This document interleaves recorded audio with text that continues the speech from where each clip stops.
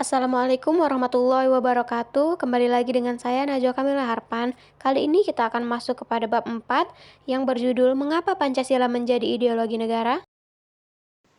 Mari kita mulai dengan pengertian dasar. Istilah ideologi berasal dari gabungan kata idea yang berarti gagasan atau cita-cita dan logos yang berarti ilmu. Sejarah mencatat bahwa istilah ini pertama kali digunakan oleh Anthony de Tracy pada tahun 1796 untuk menjelaskan studi tentang asal mula dan hakikat ide-ide manusia. Dalam konteks Indonesia, Pancasila bukan hanya sekedar dasar negara, tetapi juga merupakan pandangan hidup dan cita-cita yang diyakini kebenarannya. Pancasila memegang peranan penting sebagai landasan moral dan pedoman dalam kehidupan bermasyarakat, berbangsa, dan bernegara. Dalam materi ini, terdapat beberapa definisi mengenai ideologi. Secara harfiah, ideologi adalah ilmu pengetahuan tentang ide-ide atau ajaran tentang pengertian-pengertian dasar. Menurut Sugiono dan rekan, ideologi merupakan sekumpulan konsep yang bersistem dan secara berpikir yang menyatu dalam satu program sosial politik.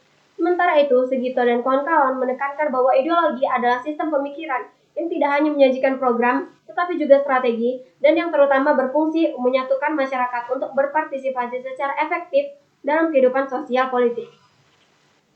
Kita juga perlu memahami karakteristik suatu ideologi. Ideologi muncul terutama dalam situasi krisis, ketika cara pandang dan norma lama tidak lagi dianggap memadai untuk menjawab kebutuhan masyarakat.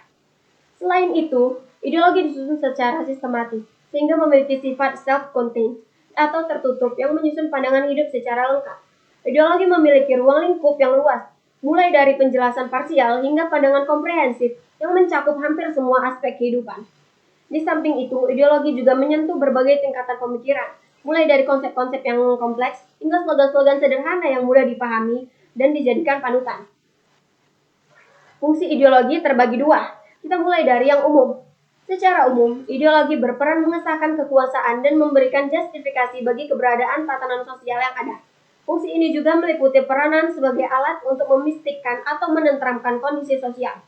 Di samping fungsi umum, ideologi memiliki fungsi khusus, seperti melengkapi struktur kognitif manusia agar dapat memahami dan menafsirkan realitas kehidupan dengan lebih jelas. Selain itu, ideologi juga berfungsi sebagai panduan dalam bertingkah laku dan sebagai alat pengendali konflik serta integrasi dalam masyarakat. Dalam materi ini, kita juga dihadapkan pada beberapa ideologi besar yang berkembang di dunia. Pertama, ideologi fasisme, yang identik dengan sifat totaliter, nasionalis, dan rasialis, serta cenderung menolak rasionalitas tradisional. Yang kedua, ideologi komunitas, yang menerapkan sistem totaliter satu partai dan mengutamakan kepentingan kelas proletariat. Serta ada ideologi liberal yang menekankan kebebasan individu, persamaan hak, dan pemerintahan yang berbasis hukum. Yang terakhir, ideologi Islam. Meskipun Islam pada dasarnya bukan ideologi, terdapat unsur-unsur di dalamnya yang dapat diintegrasikan sebagai bahan ideologi. Di antara ideologi tersebut, Pancasila menonjol karena tidak hanya sebagai dasar negara, tetapi juga sebagai pandangan hidup yang memuat nilai ketuhanan, kemanusiaan, persatuan, kerakyatan, dan keadilan sosial. Di tengah arus globalisasi dan pengaruh ideologi yang asing, Pancasila memegang peran yang sangat penting. Pancasila berfungsi sebagai sumber nilai, norma, dan cita-cita yang menjadi tolak ukur dalam kehidupan bermasyarakat dan bernegara. Nilai-nilai ini tidak hanya diterapkan dalam aspek ekonomi, sosial, politik, budaya, dan keamanan, tetapi juga dijadikan sebagai dasar untuk menumbuhkan kesadaran nasional. Untuk itu, upaya mempertahankan Pancasila dilakukan melalui pelaksanaan nilai-nilai luhur secara konsisten, penerapannya dalam pembuatan peraturan perundang-undangan, dan sebagai landasan moral bagi seluruh warga negara. Sebagai kesimpulan, Pancasila merupakan ideologi negara yang lahir dari kekayaan rohani dan kesepakatan bersama bangsa Indonesia. Pancasila tidak hanya menjadi dasar dalam pembentukan negara, tetapi juga berfungsi sebagai landasan moral, integrasi nasional, dan pedoman dalam kehidupan politik serta sosial.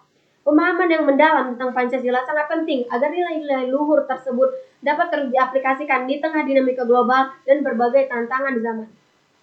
Sekian dari saya, atas perhatiannya saya ucapkan terima kasih. Wassalamualaikum warahmatullahi wabarakatuh.